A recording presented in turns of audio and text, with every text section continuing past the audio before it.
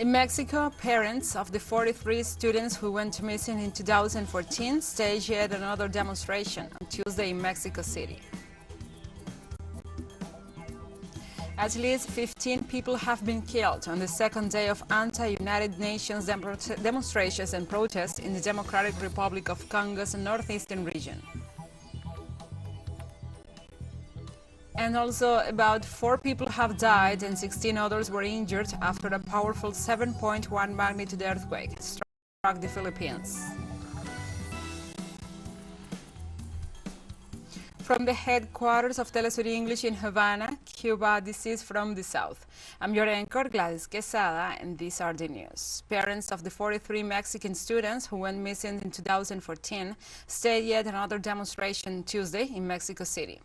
Victim relatives were joined by students from the Ayotzinapa Rural Normal School and by members of other organizations. Since President Andrés Manuel López Obrador came to power, important advances of the investigation have been made, including the setup of a truth commission and a special prosecutor's office within the federal government, which in 2020 ordered the capture of military officers from the first time ever.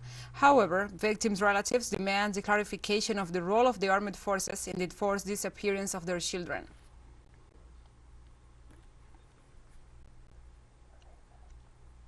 And today, July 27th, Brazilian social activist Marielle Franco will have turned 43 years old. The modern feminist, LGBTQI leader and the sociologist dedicated her life to the defense of human rights and to denounce power abuses against popular and poor sectors of the country. To honor her, a statue depicting the activist will be unveiled in Buraco do Lume, downtown Rio de Janeiro.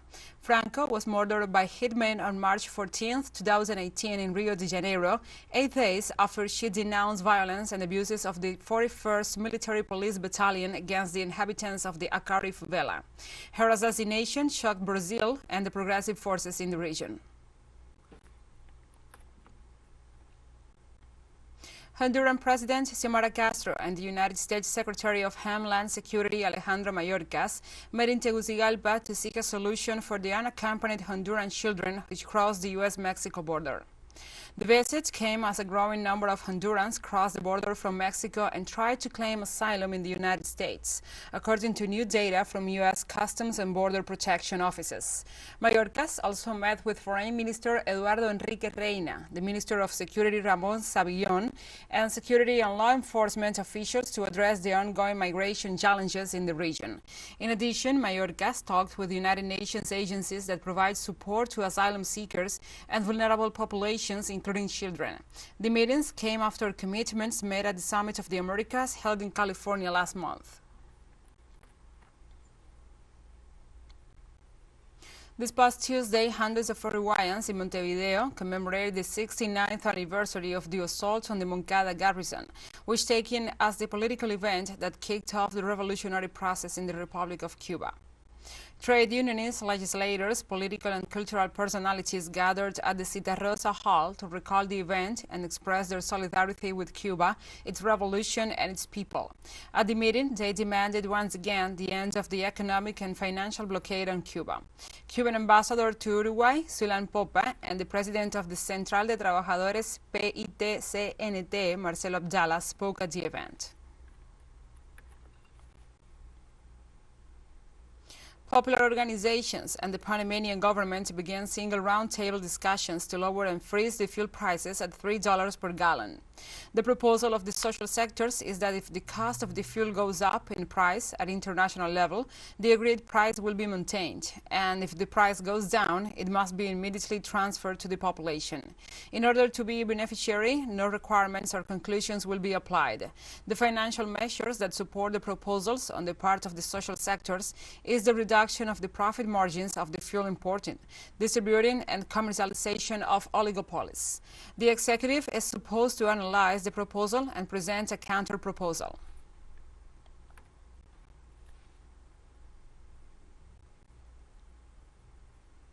On Tuesday, the Dominican Medical Association and the National Association of Private Clinics and Hospitals marched peacefully to demand improvements to the health system. Health sector organizations have scheduled activities for Tuesday night in which candles will be lit in the hospitals of the capital city of the country.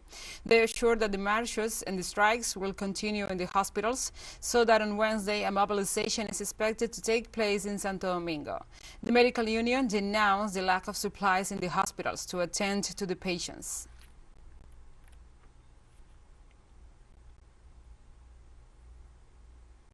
The Prime Minister of St. Vincent and the Grenadines, Ralph Gonsalves, proposed to hold a referendum to find out whether or not the people want to replace Queen Elizabeth II as the head of state. During a meeting with the Parliament, Gonsalves, the Premier, indicated that he will only take the step if there is support from the opposition party and call on them to know if they are ready for the referendum. Gonsalves assured that if there is a bipartisan support for the referendum, a committee will also be created to establish a body to carry out a decolonization process in the names of several locations in the United Kingdom.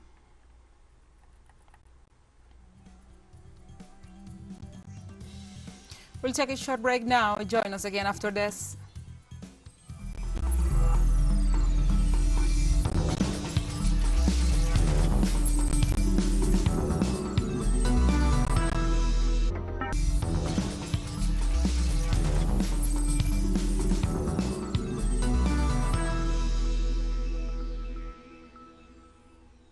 Welcome back to From the South.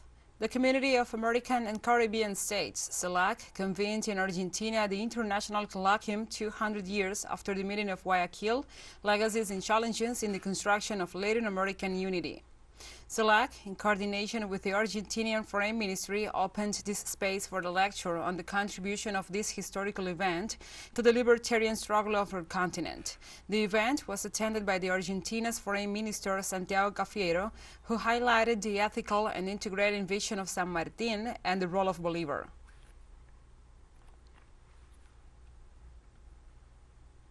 Argentina's Economy Minister Silvina Batakis expressed her confidence in the extended facilities agreement reached with the International Monetary Fund following a meeting with IMF Director Kristalina Georgieva. We did not directly address the issue of the goals, but we talked about the way in which we are going to meet those goals, said Minister Batakis at a press conference in the Argentinian embassy in Washington. Meanwhile, on Tuesday, the Argentinian Economy Minister announced financial and exchange incentives for producers and grain collectors to liquidate this year's soybean harvest. The measure seeks to favor the sale of private grain reserves, which are estimated to exceed $18 billion.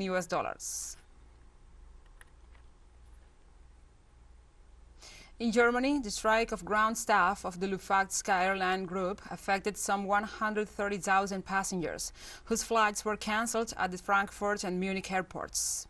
According to company officials, some 1,100 flights have been cancelled, almost all of them airlines scheduled flights at these two major airports. The influx of passengers to their terminals was minimal, as the company had previously warned those affected of the cancellation of their flights.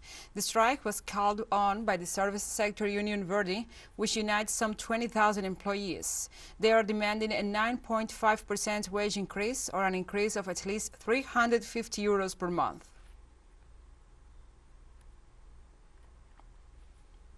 French President Emmanuel Macron met with his Beninese counterpart, Patrice Talon, in Cotonou on the second day of his African tour. After the initial meeting, both heads of state continued with a visit to an exhibition on Beninese art through the ages, a highly symbolic exhibition after the restitution of bronzes to Benin dating from the 16th to 18th centuries that were stolen by various colonial powers. Emmanuel Macron will end his first African tour since his re-election in Guinea-Bissau.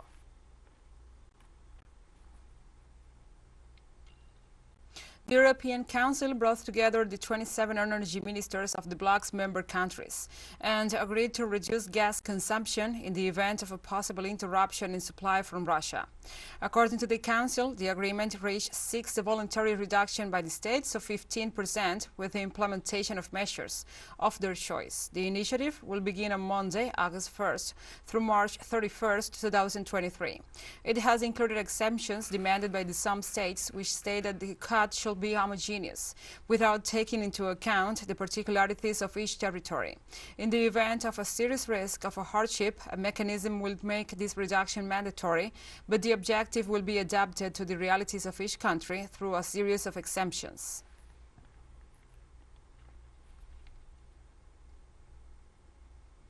And the gas prices in Europe exceeded $2,000 per 1,000 cubic meters, which represents an increase of 7%, not seen since March 9th.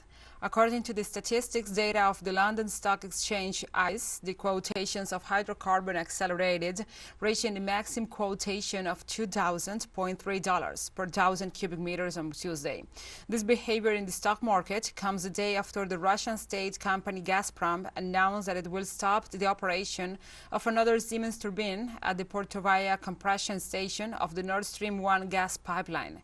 The daily capacity of this gas compression station will be a maximum of 33 million cubic meters, compared to 67 million cubic meters, a situation that could maintain the exponential increase in the cost of gas for Europe.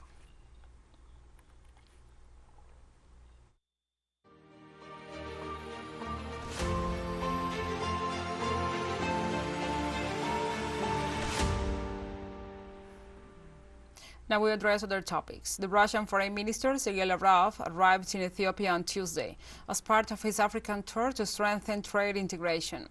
The Russian diplomat stressed the importance of the relations with the African continent, which predate even the current conflict generated by the Western countries. As part of the results of this tour are the commercial alliances aimed at securing the development of trade. Ethiopia is the fifth stop of a tour that has so far included countries such as Egypt, the Democratic Republic of Congo, and Uganda. And we have more news coming up after a final short break, so stay with us.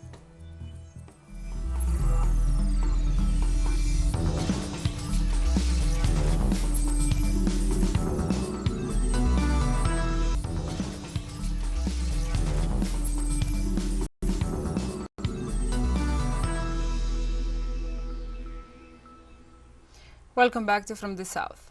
At least 15 people have been killed on the second day of anti-United Nations protests in the Democratic Republic of the Congo's northeastern region. The protests were prompted by complaints that the United Nations Organization Stabilization Mission in the Democratic Republic of the Congo, known as MONUSCO, has failed to protect civilians against militia violence, which has raged for years. Demonstrators took to the streets of North Kivu province's main city of Goma and spread further north to the towns of Beni and Butembo. According to the government spokesperson Patrick Muyaya, 5 people were killed in Goma and about 50 others were wounded, while 7 civilians were killed in Butembo.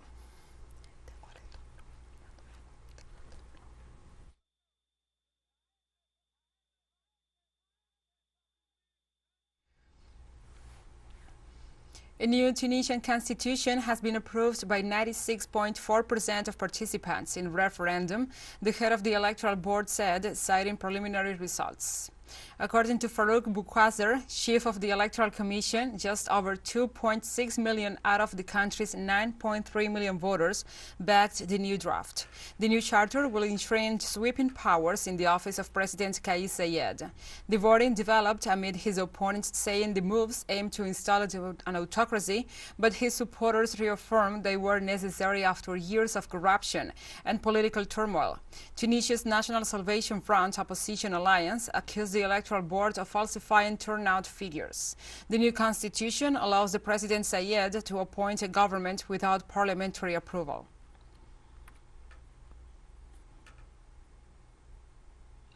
The Chinese government has warned of serious consequences if the United States House of Representatives Speaker Nancy Pelosi were to proceed with her visit to Taiwan.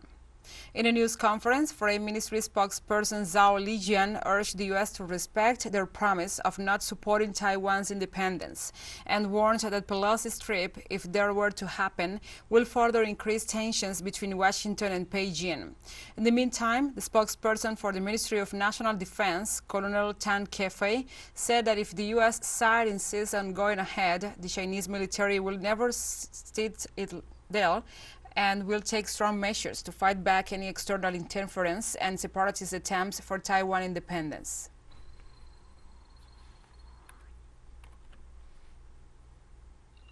We remain on topic. The United States House of Representatives Speaker Nancy Pelosi's initiative to travel to Taiwan has raised tensions on the U.S. political scene. While the politician's plans is encouraged by her Republican peers, President Joe Biden seems to favor a greater dialogue with Beijing.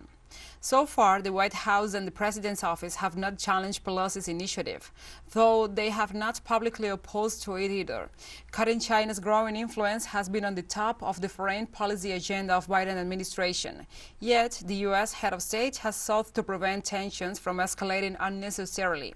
All this occurs as the White House prepares for another call between Biden and his Chinese counterpart Xi Jinping, a conversation the U.S. President said is expected this week despite his COVID-19 diagnosis.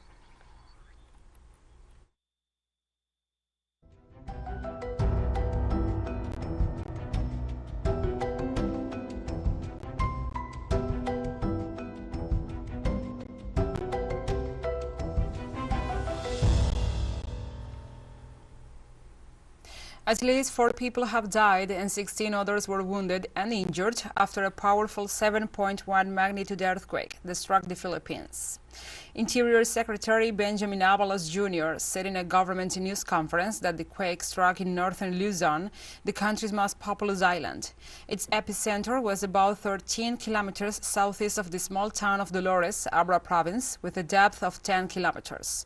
Avalos also stated that 58 landslides have been reported, and more than 200 towns in 15 provinces were affected by the quake. The earthquake's impact was felt in the capital city, Manila, more than 400 kilometers away, where workers and residents evacuated from buildings and gathered on the street.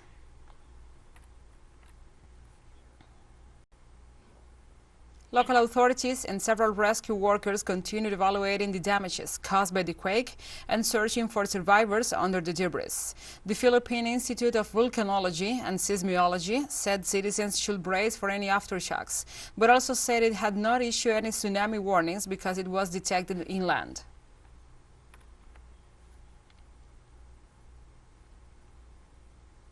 And this earthquake struck the northern part of the country at 8:43 a.m. local time. The quake caused damages to many households and establishments and activated preemptive measures in many places. Citizens are used to rapid evacuations as the earthquakes are a frequent phenomenon in the Philippines. The Asian country sits on the so-called Pacific Ring of Fire, a region around much of the rim of the Pacific Ocean where 90% of the world's volcanic eruptions and the earthquakes occur.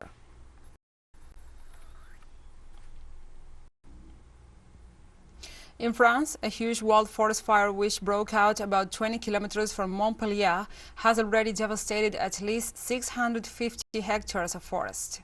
Authorities said that 500 firefighters and 2 Canadair aircraft have been deployed. The Herald government delegation reported that 180 people have been evacuated, although they underscored that so far there are no casualties. 2 local roads have been cut off by the flames, while the fire is still active in windland areas in the small towns of Saint-Bauzile-de-la-Sylve and Guinac. Persistent drought in much of France and the heat waves have led to an increase in forest fires this summer, especially in the southwest of the country in the department of Gironde. So we have come to the end of this news brief. But remember, you can find this and many other stories on our website at telesurenglish.net. And also, if you feel so inclined, please join us on social media for all the latest news. We are on Facebook, Twitter, Instagram, and Telegram. For TeleSUR English, I'm GLADYS QUESADA. Thank you for watching.